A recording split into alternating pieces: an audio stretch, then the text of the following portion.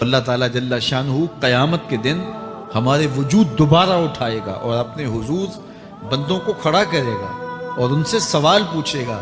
یہ نہیں ہے کہ جو مرضی کرتے گئے، ایک آدمی نے ظلم کیا، جبر کیا، زیادتیاں کی، لوگوں کا حق لوٹا، لوگوں کا مال غصب کیا، عزتیں پامال کی، اور اتنا مؤثر تھا کہ عدالتیں وہ خرید لیتا تھا، کچہریاں وہ خرید لیتا تھا، پولیس وہ خرید لیتا تھا، کوئی سے پوچھنے والا نہیں تھا، اس کی بات چلتی تھی، اس کا فون چلتا تھا، اس کا رکا چلتا تھا، عیش و عشرت کی زندگی گزاری اور مر گیا، ہزاروں کے حق غصب کر کے، ہزاروں کا مال ہڑپ کر کے، لوگوں کی آبروئیں لوٹ کے مر گیا اور قبر میں چلا گیا، بس قصہ ختم۔ اب نہ وہ اٹھے گا نہ اس سے حساب لیا جائے گا، تو پھر انصاف کہاں گیا؟ ایک عدالت ایسی ہونی چاہیے کہ جس عدالت میں اس کو بھی پکڑا جائے اور ٹکٹکی پہ باندھا جائے کہ دنیا پر تو کسی نے تجھے پکڑا نہیں، آ اس عدالت میں تیرے خلاف سلطانی گواہ بھی موجود ہیں اور تجھے گناہوں کا، جرم کا بدلہ بھی دیا جائے گا، اور منصف جو ہے وہ انصاف کرے اور ان مظلوموں کو کھڑا کیا جائے کہ دنیا پر تو تمہاری داد رسی کسی نے کی، اس دربار میں تمہاری پوری پوری داد رسی کی جائے گی۔ عقل مانتی ہے کہ ایک ایسا دربار ہونا چاہیے، ایسا احتسابی عمل ہونا چاہیے، ایک ایسی عدالت لگنی چاہیے کہ جس کا کہیں جسے انصاف نہیں ملا اس کو وہاں جا کے انصاف ملے، اور وہ دن قیامت کا دن ہے۔ اس کا یقین زندگی میں نظم پیدا کر دیتا ہے اور تھر تھر بدن کانپتا ہے کہ آج اگر ہم مؤثر بھی ہو جائیں اور کسی کے سامنے جواب دے نہ ہوں، لیکن ایک عدالت تو ہے جہاں ہم نے جواب دہ ہونا ہے اور اپنے ایک ایک عمل کا حساب دینا ہے۔ تو اللہ ارشاد فرماتا ہے کہ اس عدالت کے سامنے تم نے پیش ہونا ہے، تمہارے جوڑ جوڑ کو اللہ تعالیٰ دوبارہ کھڑا کرے گا اور اس کو دوبارہ تخلیق کرے گا اور پیدا کرے گا، اور تم دوبارہ کھڑے ہو جاؤ گے، اس کے حضور پیش ہوگے۔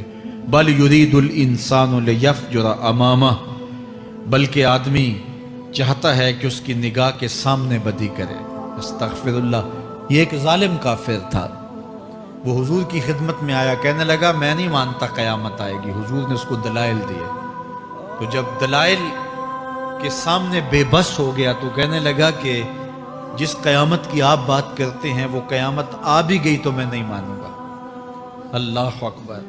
تو وہ انکار کرنے والوں کی انتہا ہوتی ہے، اور ذرا دیکھیے وہ کیا بول رہا ہے، بل یرید الانسان لیفجر امامہ۔ اس کی سرکشی دیکھیے، اس کا تمرد دیکھیے۔ وہ کہتا ہے اچھا اگر قیامت قائم ہوئی تو یہ گناہ، یہ جرم، یہ بدی، یہ بدکاریاں، یہ ظلم جو میں کرتا ہوں، یہ بدکاریاں رب کے سامنے کروں گا۔ کیسی ڈٹائی ہے، مذاق اڑاتا ہے، تمسخر اڑاتا ہے آخرت کا۔ کہتا ہے جو بدیوں کا کاروبار میں نے گرم کیا ہے، جو بدکاریاں میری زندگی کا معمول ہیں، جو دادے عیش دیتا ہوں، جو عزتوں کو پامال کرتا ہوں، جو غریبوں کے پنجے توڑتا ہوں، جو لوگوں کا حق غصب کرتا ہوں، جو برائیاں کرتا ہوں، اگر قیامت قائم بھی ہو گئی تو میں یہ سارے جرم رب کے سامنے کروں گا، پھر وہ مجھے پکڑ کے دکھائے۔ اللہ اکبر۔ یسأل ایان یوم القیامہ۔ پھر پوچھتا ہے اچھا قیامت کب آئے گی؟ یہ تمسخر کے طور پہ پوچھتا ہے، لاؤ نہ قیامت، کب آئے گی قیامت؟ میں جرم رب کے سامنے کرنا چاہتا ہوں۔ اللہ اکبر۔ اب جواب سنیے، اب لفظوں کا ترجمہ اس زور سے کیا ہی نہیں جا سکتا جس زور کے لفظ ہیں۔ وہ کہتا ہے قیامت کب آئے گی؟ میں تو یہ جرم رب کے سامنے کرنا چاہتا ہوں، کوئی قیامت نہیں ہے، مذاق اڑاتا ہے۔ قیامت کب آئے گی؟ آواز آئی، فَإِذَا بَرِقَ الْبَصَرُ وَخَسَفَ الْقَمَرُ وَجُمِعَ الشَّمْسُ وَالْقَمَرُ۔ جب قیامت آئے گی تو آنکھیں چندھیا جائیں گے، چاند بے نور ہو جائے گا، سورج اور چاند اکٹھے ہو جائیں گے۔ یقول الانسان یومئذ این المفر۔ آج جو کہتا ہے کہاں ہے قیامت، اس دن بھاگتا پھرے گا۔ کوئی پناہ گاہ ہو بتاؤ، کوئی ہے ٹھکانہ چھپنے کا؟ کوئی پناہ گاہ ہے؟ کلا لا وزر۔ آواز آئے گی کوئی ٹھکانہ نہیں ہے، آج کوئی ٹھکانہ نہیں ہے۔ الی ربک یومئذ المستقر۔ اگر ٹھکانہ ہے تو صرف رب کے پاس ہے، انہیں ٹھکانہ ملے گا جو رب کے بندے ہیں اور اس کی دہلیز پہ آنے والے ہیں۔ ینبأ الانسان یومئذ بما قدم واخر۔ اللہ تعالیٰ اس دن بتا دے گا جو آگے بھیجا اور وہ بھی بتا دے گا جو پیچھے چھوڑا۔ ایک ایک چیز تشت از بام ہو جائے گی. یوم تبلی السرائر فما لہ من قوت ولا ناصر. اللہ فرماتا سارے راز کھل جائیں گے. جو بند کمروں میں جرم کیے داد عیش دیتا رہا وہ بھی کھل جائیں گے. اور پھر کوئی طاقت نہیں ہوگی, کوئی زور نہیں ہوگا, کوئی زر نہیں ہوگا جو اس کو بے نقاب ہونے سے بچا سکے. اے داور حشر میرا نامہ اعمال نہ پوچھ, اس میں کئی پردہ نشینوں کے بھی نام آتے ہیں. تو وہ کتنا سخت دن ہوگا. ارشاد فرمایا جائے گا کہ جو آگے بھیجا, جو پیچھے چھوڑا, جو جرم کرتا رہا, جو نیکیاں کی, جو برائیاں کی, سب کچھ تشت از بام ہو جائے گا. بل الانسان علی نفسہ بصیرہ, بلکہ آدمی خود اپنے حال پر اچھی طرح خود آگاہ ہے. ہم اسے نامہ اعمال کے دفتر دیں گے جہاں سب کچھ لکھا ہوگا. قرآن بتاتا جب نامہ اعمال سامنے آئے گا تو وہ بے ساختہ پکار اٹھے گا, ما لہذا الکتاب لا یغادر صغیرۃ ولا کبیرۃ الا احصاها. ہائے اس کتاب کو کیا ہوا, اس نے چھوٹی بڑی کوئی بات نہیں چھوڑی, سب کچھ لکھ دیا. نامہ اعمال سامنے ہوگے, زمین بولے گی, ہاتھ پاؤں بولیں گے, فرشتے بولیں گے, کرامن کاتبین بتائیں گے یہ کیا کیا جرم کرتا رہا, کیا کیا گناہ کرتا رہا. تو اس دن ہر شے سامنے آ جائے گی. تو یہ تو ثبوت ہوں گے ہی ہوں گے, لیکن اللہ فرماتا ہے ثبوت تو اپنی جگہ, لیکن بل الانسان علی نفسہ بصیرہ. کیا انسان کو خود نہیں پتا کہ وہ کہاں کھڑا ہے؟ اس کو اپنے جرائم کی فہرست خود یاد ہے, اس کے ضمیر پہ خود اس کا بوجھ موجود ہے. اسے یہ نامہ اعمال نہ بتاتے, فرشتے نہ بتاتے, پھر بھی اسے پتا تھا کہ میں کیا ہوں اور کہاں میں نے جرم کیا ہے. وَلَوْ أَلْقَى مَعَاذِيرَهُ, اللہ اکبر. اگر اس کے پاس جتنے بہانے ہوں سب لا ڈالے, جب بھی کوئی اس کا بہانہ نہیں سنا جائے گا. قیامت کا دن ہوگا, دنیا کے اوپر تو بہانوں سے انسان بچ نکلتا ہے. کوئی جھوٹ بول لیا, کوئی جھوٹا گواہ پیش کر دیا, کوئی مکر کر لیا, کوئی رشوت چل گئی, کوئی سفارش کام آ گئی, کوئی بہانہ تراش لیا, بات کو توڑ موڑ کے پیش کر لیا. لیکن قیامت کا جب دن ہوگا تو کوئی نہ جھوٹا گواہ چلے گا, نہ رب کی پولیس رشوت لیتی ہے, نہ وہاں انصاف کے خلاف کوئی کام ہوگا, اور نہ ہی کوئی بہانہ چل سکے گا. اللہ اکبر. دوسری بات مفسرین نے یہ بھی لکھی کہ بعض اوقات یہ ہوتا ہے کہ انسان اپنے گناہ پر, اپنے جرم پر کوئی بہانہ تلاش کر کے لوگوں کو مطمئن کر لیتا ہے. جو اس نے جرم کیا, کسی سے زیادتی کی, کسی کا حق غصب کیا, تو لوگوں نے ملامت کی تو وہ کوئی بہانہ تراشتا ہے اور لوگوں کو مطمئن کر لیتا ہے. بعض کا لاجواب کر دیتا ہے, بعض کا مطمئن بھی کر لیتا ہے. وہ لوگوں کو تو مطمئن کر لیتا ہے لیکن وہ خود مطمئن نہیں ہو سکتا. جس نے جرم کیا ہوتا ہے, جرم اس کو اندر سے ڈستا رہتا ہے, اس کا ضمیر اس کو ٹھوکریں مارتا رہتا ہے, اندر کی بے چینی اسے تنگ کرتی رہتی ہے. اگرچہ وہ دلائل سے, مکر و فریب سے, باتوں کو توڑ موڑ کے عذر کر لیتا ہے, کوئی بہانہ بنا لیتا ہے, لیکن اس کے باوجود اس کے اندر کوئی چین, اندر کوئی اطمینان نہیں ہوتا. اللہ اکبر. تو مجرم بے چین رہتا ہے. آج ہماری بے چینیوں کا ایک سبب ہمارا مالک کی دہلیز سے منہ موڑنا اور بہت سارے دیدہ نادیدہ گناہوں کا ارتکاب کرنا ہے. جب ہم سے سستیاں ہو جاتی ہیں, کوتاہیاں ہو جاتی ہیں, تو وہ گناہ ہمارا پیچھا نہیں چھوڑتے اور ہمیں بے چین اور مضطرب رکھتے ہیں. تو بعض اوقات جو ہے وہ ہم کہتے ہیں کہ پتہ نہیں بے چینی کیا ہے. بے چینی گناہوں کی ہے. گناہ طبیعت میں بے چینی پیدا کر دیتا ہے, سکون نہیں آنے دیتا. اطمینان کی دولت چھن جاتی ہے جب کوئی شخص گناہ کرتا ہے. اور یہ لازمی نہیں ہے کہ وہ کسی کا حق غصب کرے, اس نے کسی کی عزت ہی پامال کی ہو, اس نے کسی کی آبرو پہ حملہ کیا ہو. اگر نماز چھوڑی ہے تو بے چینی یہ بھی کم نہیں ہے, یہ رب کی نافرمانی ہے. اگر اس کی نظر بھٹکی ہے تو یہ بھی کم بے چینی نہیں دیتی.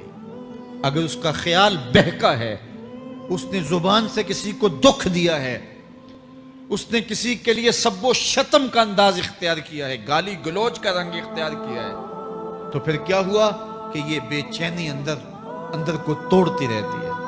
انسان چلتا پھرتا ہے لیکن اسے طمانیت نہیں ملتی، اسے سکون نہیں ملتا. سکون کب ملے گا؟ سکون تب ملتا ہے جب کسی سے زیادتی کی ہو تو اس سے جا کے معافی مانگ لی جائے، اور اس لجاجت کے ساتھ معافی مانگی جائے کہ وہ مجبور ہو جائے معاف کرنے پہ، تو پھر اندر طمانیت اتر جاتی ہے.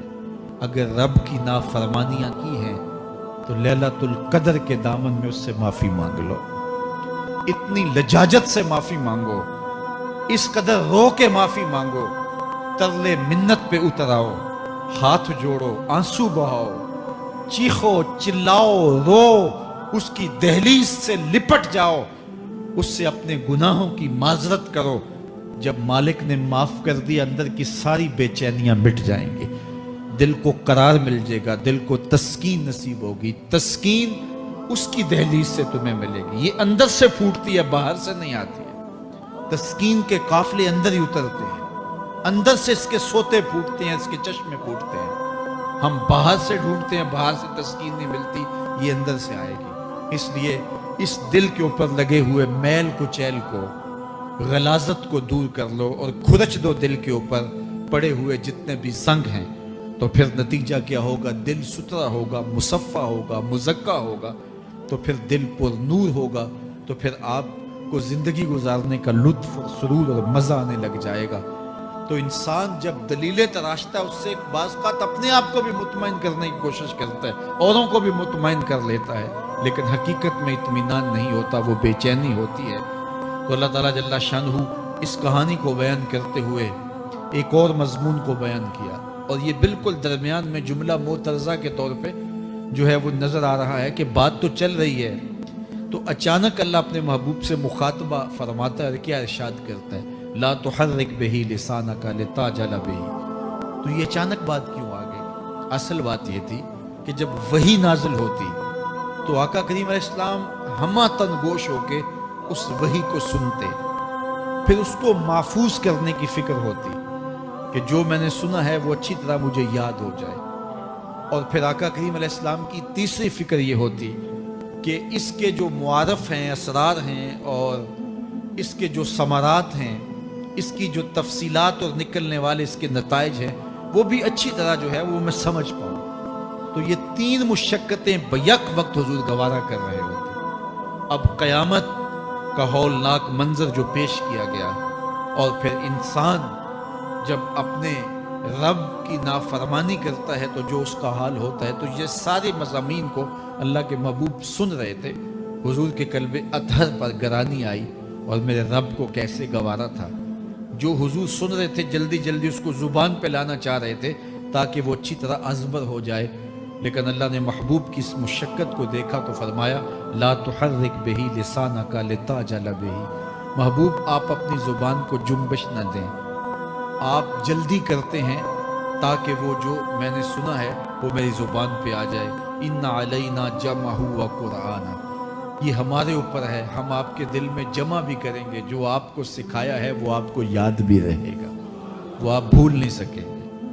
فَإِذَا قَرَأْنَاهُ فَاتَّبِعْ قُرْآنَهُ، اور جب ہم پڑھ لیں تو پھر اس کے بعد آپ اس کو دہرائیں پڑھیں. ثُمَّ إِنَّ عَلَيْنَا بَيَانَهُ، پھر اس کی تفصیل بھی ہمارے ذمہ ہے، اس کا بیان بھی ہمارے ذمہ ہے. اس سے وہ لوگ جو حجیت حدیث کا انکار کرتے ہیں اور پھر وہ کہتے ہیں کہ نہیں بس قرآن مجید کی آیات ہی ہیں، اس کے علاوہ اور کچھ نہیں ہے، وہ من اللہ نہیں ہے، تو یہاں غور کرنا ہے. ثم ان علینا بیانہ فرمایا گیا، پھر ہمارے اوپر ہے اس کا بیان جو آپ کو ہم القا کریں. اور آقا کریم نے فرمایا، سنن نسائی کی روایت ہے، انما اوتیت القرآن ومثلہ معہ، مجھے قرآن دیا گیا اور قرآن جتنے اور علوم بھی میرے سینے میں رکھے گئے. تو صرف قرآن ہی نہیں اتارا گیا حضور کے سینے میں، حضور کے سینے میں بہت کچھ نازل کیا. حضور کا سینہ گنجینہ ہے اسرار و معانی کا، اور اللہ تعالیٰ جل شانہ نے اپنے محبوب کو بہت کچھ عطا کیا. یہ بیان کرنے کے بعد فرمایا کلا بل تحبون العاجلہ وتذرون الآخرہ. اللہ اکبر. کوئی نہیں بلکہ یہ جو تم لوگ ہو اے کافرو، تم اس چیز کو پسند کرتے ہو جو بالکل نقد ہے، جو جلد ملنے والی ہے۔ دنیا کا سودا نقد ہے، دنیا کے نفع نقد ہیں، دنیا کی لذات نقد ہیں۔ شیطان کہتا ہے اب چوری کرو اب مال آئے گا، اب زنا کرو اب لذت ملے گی، اب ڈاکہ کرو اب امیر ہو جاؤ۔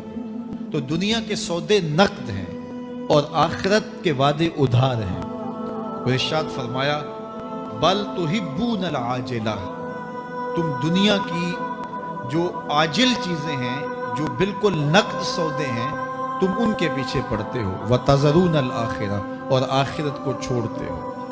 دوسرے مقام پہ ارشاد فرمایا سورہ الاعلیٰ میں بل تؤثرون الحیات الدنیا والآخرۃ خیر وابقی، تم دنیا کی جیتی زندگی کو ترجیح دیتے ہو، حالانکہ آخرت بہتر بھی ہے اور دائمی بھی۔ میں آپ کی توجہ چاہوں گا، آخرت بہتر بھی ہے اور دائمی بھی، لیکن تمہاری ترجیح یہ دنیا ہے جس کی آخرت کے مقابلے میں کوئی حیثیت ہی نہیں ہے۔ حضور نے ارشاد فرمایا اگر کسی کو جنت میں ایک کوڑا رکھنے کی جگہ مل جائے، ایک ڈنڈا رکھنے کی جگہ مل جائے، دنیا و ما فیہا کی دولتوں سے وہ زیادہ قیمتی ہے۔